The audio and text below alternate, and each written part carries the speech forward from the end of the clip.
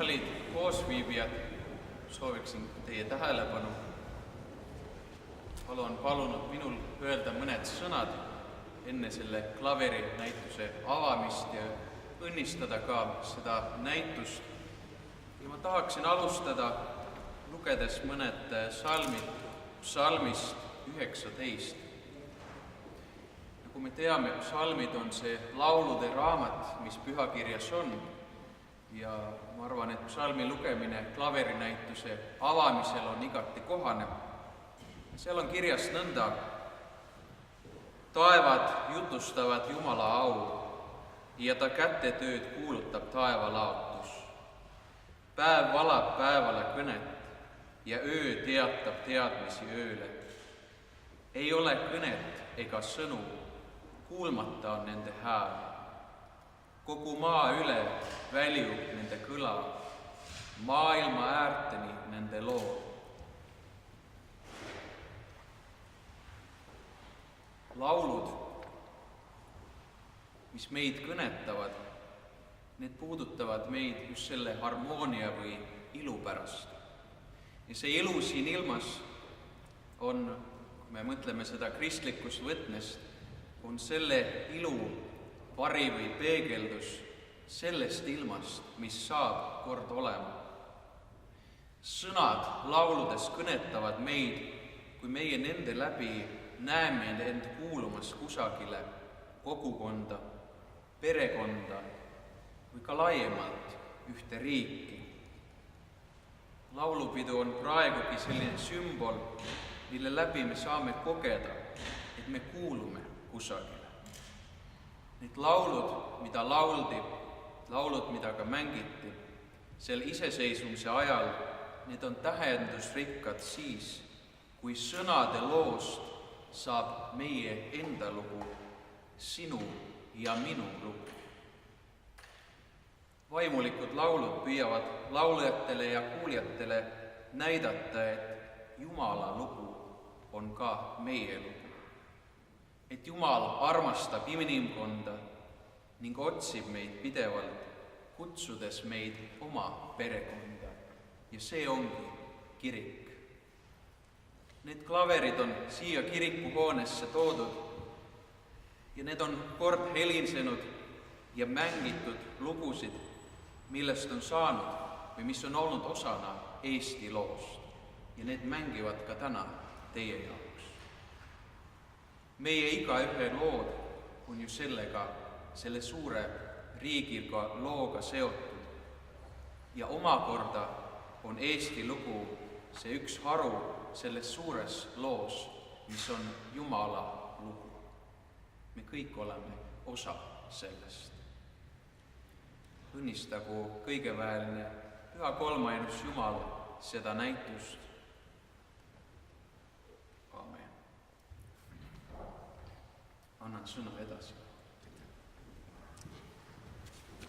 Austatud külalised, austatud selle koguduse rahvas, mul on väga hea meel, et see pühakoda on ühe ainulaadse näituse kohaks, sest ma usun, et siin selles kirikus ei ole taolist klaverinäitust vist olnud varem. Ja praegu oli Laulupea muuseumis äsja väga pidulik sündmus, see Tartu Laulupea avaüritused, seal esitleti ka Miina Härma raamatut, seal pastor Villi Gerooda esines seal, siin ta ongi, jah, tere! Tere ka minu poolt. Siin on palju muutunud, aga eks me jõuame sellest kunagi ka rääkida, aga praegu on tõesti tähelepanu klaveritel, seega ära lase alo ennast seda. Selge, püüa. Ja siis see on tänuväärne, et Tartut tähtsustatakse kui esimeste laulupidude korraldamise paika ja meil oli väga põnevaid vestlusi, siin tekkisid ideed esimese laulupea jäädvustamiseks mängufilmis. Ma imestan, et seda ideed pole varem üles võetud ja seda hakkame nüüd ketrama, sest missugune kultuurilugu lähtub sellest. Siit samast Maarja kirikust sai alguse peaproov. Hommikul vara kell 7 ma kujutasin ette, mismoodi siin need 800 kuni 900 lauljat ära mahtusid, kuhu nad mahtusid. Kunileid seisis umbes selle koha peal, kus praegu õpetaja seisis ja võttis dirigendi kepi kätte ja lõi lahti esimese laulu. See oli kell 2 päeval ja siis minul tekkis see mõte, et aga kust ta seda häält sai. Ja siis ma loen ühte raamatut täna hommikul juba 8:30, Tammani raamat, Eesti üldised laulupidud, siin on ilusti kirjas, häält sai ta Maarja kiriku orelilt. Aga siis see mõte tuli edasi, et aga kui järgmisel päeval mindi ju laulupeo kohta, mis on seal üle jõe, praeguse Peetri kiriku vastas, kes seal seda laulu häält andis, kas seal äkki veeti mõni klaver? Ma kujutasin ette, et kui ma olen siin vedanud neid klavereid, et kui raske töö, 1869 äkki veeti sinna mõni tiibklaver või pianino sinna mäe otsa. Aga võib-olla oli hoopis mingi muu lahendus.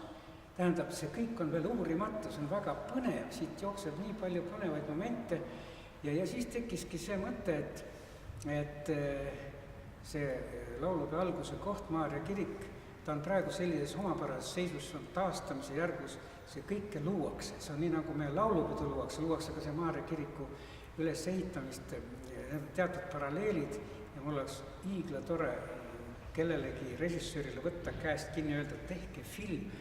Siin selleks ajaks saabki valmis see kirik, kui see film saab valmis või vastu või kuidagi niivis seostada.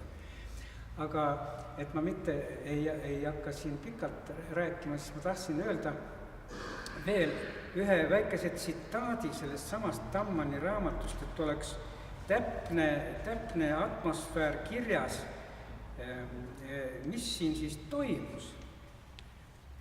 Ilmus sellises ajalehes nagu Eesti Post, 17. juuni, proovipäev, 17. juuni 1869 ja 17. juuni proovi kohta kirjutatakse siin niiviisi.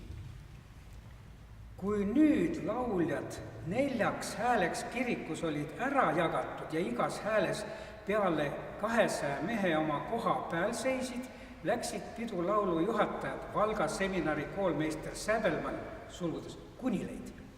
Ja teise nime ei ole meie teada saanud, aga kuna see tsitaat on Johann Voldemar Jannseni oma, siis Janssen ei pannud oma nime, siis selles raamatus on öeldud, et see teine mees jätab enese siin häbelikult mainimata. Ühesõnaga, see teine mees võtsid hääle üles, läksid koori peale, millega proov algas. Kõik seisid all, lahtised raamatud käes ja südamed tuksusid nii, et pea koori peale võis kuulda. Sel silmapilgul oli igas siitsamas südames hirmu ja lootuse kõige kangem võitlemine. Säbelmann tegi orelil lühikese eelmängu, andis hääled kätte, astus puldi ette, tõstis puidu taktikepi ja Sionis kõik vahid hüüdvad, selle koraaliga täitsid vägevad tooni laengud suure kiriku ruumi. Niiviisi kirjutatakse üsna täpselt seda esimest proovi siin.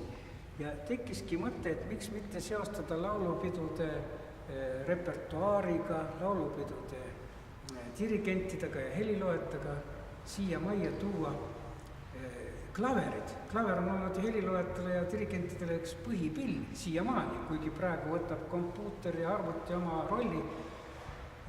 Tutvustasin kogu selle Tartu laulupeo kunstilisele juhile Riho Leppojale, tema väga toetas seda. Maarja kogudus toetas väga seda ideed ja siin me oleme. Siin on praegu just Tartuga ja Tartu maaga seotud heliloojate ja dirigentide klaverid, mis on näinud väga palju ja kuulnud väga palju häid mõtteid, muusikalisi mõtteid. Siin on nende klaverite juures on sündinud kiirkorras. Seal on Miina Härma pianino, selle ilusa mustriga. See Pihkvas sündis selle ju taga Muruõide tütar, mida me paari päeva pärast saame laulumängu Muroide tütar kuulda. Tartu laulupidu sel aastal ongi pühendatud Miina Härmale kui laulupidude väga olulisele isikule. Temal oli 150. sünniaastapäev ja see klaver on Miina Härmaga seotud järgmisel viisil. Nimelt see pill asus Pihkvas ja oli sealse Eesti seltsi kasutada. Ja kui Miina Härma 1900, isegi 1899 esimest korda oma nimelise kooriga külastas Pihkvat, siis see pill oli temal kasutada mõnda aega, siis kui ta viibis Pihkvas. Ja siis Pihkvas käis Miina Härma mitu aastat järjest ja tal tekkis hea kontakt sealse Eesti ohvitseriga Pearo Pitkaga, kirjaniku nimega Anso Mardi, ja nende vahel tekkis päris tugev tõmme ja nad hakkasid koos tegema ka ühte laulumängu ehk ooperi katsetust ja kolme hooaja jooksul nad tegidki selle laulelduse või nii-öelda ooperi katsetus, mida nimetatakse nüüd laulumänguks. Muroide tütar saidki selle valmis ja see on väga edukas teos olnud. Nüüd mõne päeva pärast on see ettekandel ka Tartu laulupeo kavas ja nii et see pill on olnud abiks Miina Härmal Muroide tütre loomisel ja õige mitme kontserdihooaja lõpul, nii-öelda siis, kui Miina Härma külastas Pihkvat korduvalt siis 3 aasta jooksul. Ja see pill on valmistatud Peterburis Eesti päritolu meistri Gustav Leppenbergi poolt ja Leppenberg oli selline meister, kes Peterburis oli üheaegselt seal ligi 30 klaverivabrikut. Ta püüdis ka sellesse tihedasse konkurentsi lülituda, aga ta tegi mitte eriti õnnestunud pille ja siis seda kompenseerida, seda kõlaliselt mitte häid pille, siis ta püüdis anda neile väga ilusa välimuse ja sellega nagu natuke pettis ära kliendid ja kliendid meelsasti ostsid, sest ta laskis hinna alla ja kui on hind alla lastud, siis ostetakse meeleldi ja kui on välimus väga veetlev, siis ostetakse ka meeleldi, aga kvaliteedi poolest on siiski see nii-öelda natuke teisejärguline pill, aga niiviisi siiski turus ta valmistas ikka õige mitu, ligi 10 000 instrumenti on seda valmistatud Peterburis, nii et Eesti meister, kus neid ka ei ole, igatahes Peterburis on olnud kokku 18 Eesti päritolu meistrit ja nad olid päris tugevad tegijad, nagu näed, see Ratke oli ja Leppenberg ja veel 16 veel teisi. Siin on Rudolf Tobiase saksa-prantsuse klaver Steling. See on tõeline pärl, selle juures on sündinud sellised kuulsad laulud nagu Noored sepad, Varas või Neenia või Eks teie tea ja ka oratoorium Joonase lähetamine on selle juures sündinud siinsamas Tartus. Seda kõike räägib Karin Ritson, kes on selle klaveri omanik ja deponeerinud me muuseumile ja et see on perekonna pärimus, see on üks unikaalne pill. Me seisame praegu Rudolf Tobiase tiibklaveri juures, mille nimi on Steling. See on saksa-prantsuse instrument, kuskil 1875 on ta ehitatud umbkaudu, täpselt aastaarva ei ole suutnud kindlaks teha. Ja see on Karin Ritsoni deponeering klaveri muuseumile. Ja selle Ritsonite perekonna pärimuse kohaselt on see pill kuulunud Rudolf Tobiasele juba Peterburis viibimise aastail ja kuni 1908. aastani Tartus. Nimelt Tobias tuli 1904 tuli Peterburist ära Tartusse ja võttis selle pilli kaasa. Ja siin Tartus oli pill 4 aastat Tobiase käsutuses. Siis Tobias võttis kätte, sõitis ära Saksamaale, see pill jäi Tartus tema sugulaste kätte. Ja nii et see on ajalooline pill, see on väga põnev pill selles mõttes, et selle klaveri juures on sündinud terve rida väljapaistvaid teoseid. eelkõige üldlaulupidudega seotud laulud, nii nagu Tobiasel on kõlanud mitmed laulud, nagu Varas või Noored sepad või Neenja või Eks teie tea. Ja siis selle klaveri juures on sündinud ka üks suur teos. See on palju kuulsust toonud Tobiasele oratoorium Joonase lähetamine. Nii et igati ajalooline pill suure kultuuriloolise taustaga. Ja nüüd on see siis meie klaverimuuseumi käsutuses. See pill on juba näituse pillina päris äge tegija. Ta on juba 4. korda meil näitusel. Viimase 4 aasta jooksul 4 korda on käinud näitustel. Ta on nii Viru keskuses kui siin Tartu Vanemuise teatris ja nii edasi, mitmes kohas veel. Aga selle pilli kohta võib öelda veel nii, et selle pilli konstruktsioon on veel eriline. Siin on otsekeelestus. See näitab, et ei ole veel keeli pandud risti ja see on see klaveriehituse periood, kui ei taibatud veel panna keeli risti, selleks, et keeled saaksid suurema kõlapinna, siis kaasaja meetodil pannakse nad keeled risti. Kõik on otsekeelestusega. Selle järgi võib tihtilugu klaverite vanusega ära määrata. Nii et see on umbes 1870, mitte hiljem. Sest hiljem juba tehti ristuvate keeltega pille. Nii et selline üks väike nipp klaveri vanuse määramiseks, sest mitte kuskil ei ole selle klaveri vanuse kohta ühtegi aastaarvu ei ole. Või siis David Otto Wirkhausi harmoonium on seisnud Väekveres, kaua aega olnud koolis. David Otto Wirkhaus, puhkpillide isa, puhkpillimängu isa, on selle harmooniumi taga väga palju kordi mänginud, õpetanud koolis lapsi. Ja nüüd me seisame Eesti pasunakooride isa David Otto Wirkhausi harmooniumi juures, nii et siin sellel näitusel on meil ka üks harmoonium väljas. Aga kuna see härra David Otto Wirkhaus on esimeste üldlaulupidudega väga tihedalt seotud, ta oli üldlaulupidude pasunakooride juht, alates esimesest laulupeost ja lõpetades 1910. aasta laulupeoga. Aga see harmoonium oli Väekveres kasutusel nii David Otto Wirkhausi oma kodus kui ka veidi hiljem 19. sajandi lõpupoole Väekvere algkoolis, kus Wirkhaus oli kooli juhataja ja oli ka muusikaõpetaja. Ja tema käe all said väga paljud toredad inimesed muusikalist haridust, nii-öelda algastme haridust.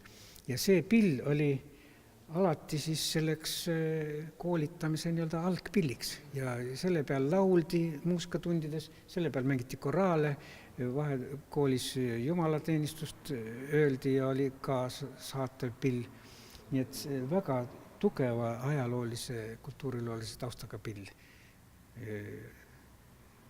David Otto Wirkhausi harmoonium. Ja tegelikult selle autorit või selle harmooniumi valmistajat me ei ole siiamaani suutnud kindlaks teha, sest harmooniumi meistrid sageli olid klaverimeistrid, aga nad ei kippunud panema oma nime.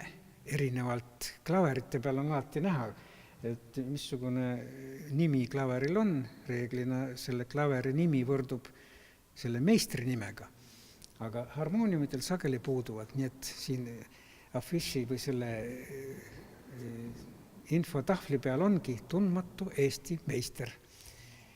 Nii et küllap see Väekvere kandi mõni talumees oli. See oli Eestis oli 19. sajandi teisel poolel juba selline tore komme, et külad võistlesid omavahel, kellel on harmooniumimeister ja kellel ei ole. See, kellel oli, see oli kõva küla, aga kellel ei olnud, see jäi nagu tahapoole. Saaremaal oli see harmooniumi ehitus nii levinud, et seal oli praktiliselt igas külas mõni harmooniumimeister. Aga siin Tartumaal oli ka. Või esimese laulupeoga seotud orrelimeister Ernst Kessleri pill, tahvelklaver. Me seisame ühe väga põneva pilli ees, see on tahvelklaver nimelt. Ja see on Eesti meistri Ernst Kessleri töö. Ernst Kesslerit me tunneme põhiliselt kui orelimeistrit, ta on mitukümmend orelit valmistanud ja need on mööda Eestit laiali, ka Lätimaal või vanaaegsel Liivimaal, aga aastatel 1850 Ernst Kessler otsustas hakata valmistama ka tahvelklavereid. Ja see pill on just esimese laulupeo aegne pill ja pole võimatu, et ta siin Tartus on olnud isegi laulupeo ürituste ajal kusagil mõnes salongis või mõnes kodus pilliks ja kontsertpilliks. Nii et tahvelklaveri omapära on see, et ta meenutab hoopis ei midagi muud kui lauda. Saksa keeles sõna tafel on laud, nii et lauakujuline klaver.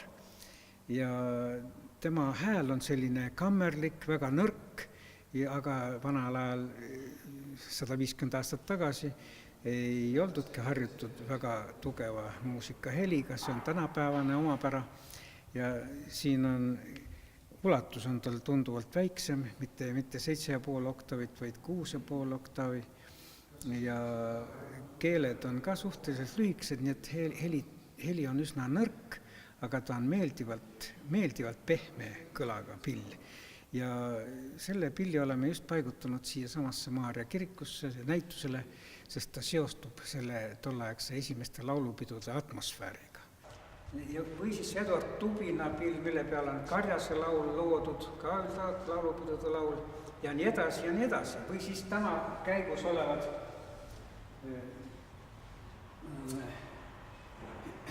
näiteks Juhan Simmi pill Astron, selle peal on Mulgimaale loodud, see on ülikool on selle lahkesti klaverimuuseumi käsutus saanud. Nüüd me seisame sellise heliloe koorijuhina ka Juhan Simm, tema klaveri juures. Ja see on tiibklaver Astron Tartus, Ernst Hiisi poolt konstrueeritud instrument, kuskil 1930. aastate pill ja Juhan Simm kui põline tartlane, tema on küll sündinud Mulgimaal hoopis, aga kaua aega elas Tartus. Selle tõttu on see pill seotud tema Tartu koduga, ta elas ju siin Riia maanteel kõrvuti Oskar Lutsuga, nende majad olid kõrvuti ja see rahva seas liigub palju selliseid toredaid lugusid, kuidas naabrid Oskar Luts ja siis Juhan Simm omavahel suhtlesid ja missugused lugusid nendega juhtus. Ja see pill on just sealsamas Riia maantee majas kaua aega olnud Juhan Simmi tööpilliks. Ja selle pilli juures on sündinud sellised laulud, kuulsad laulud lausa nagu Koduviis või Mulgimaale, mida loetakse Mulgimaa hümniks. Ja selle juures on ka mitmeid Vanemuise draamalavastuste muusikaid sündinud. Nii et jällegi Eesti meistrite pill, auväärne Astron. Ja Astroni tootmine algas 1922 Tartus ja lõppes 1940. Kokku valmistati selliseid pille 831, see on päris täpselt teada. Ja Juhan Simm on siis üldlaulupidude nii-öelda pea nii vanaisaks süütud või auväärseks vanaisaks süütud mees, kes oli rahva seas väga populaarne, sest oli väga impulsiivne, väga emotsionaalne ja nii-öelda rahvamees ja kirjutas väga toredat muusikat ja see laulud on siiamaani väga tuntud.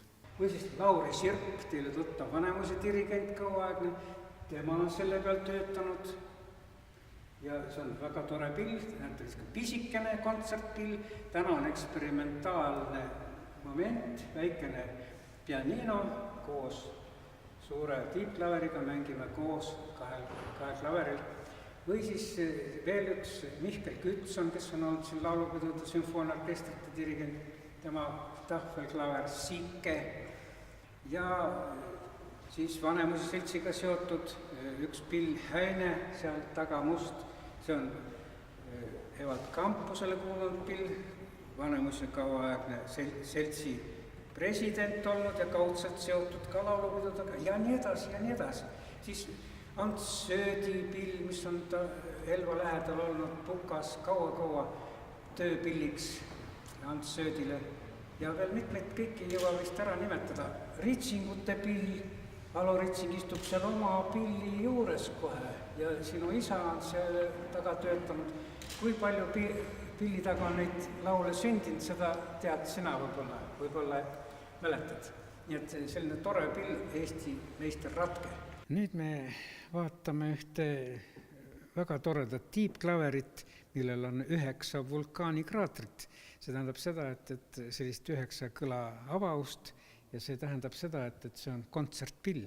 Ta ei ole kontsertklaver otseselt, vaid ta on kabinetklaver, mis on valmistatud kontsertide jaoks suurtes saalides.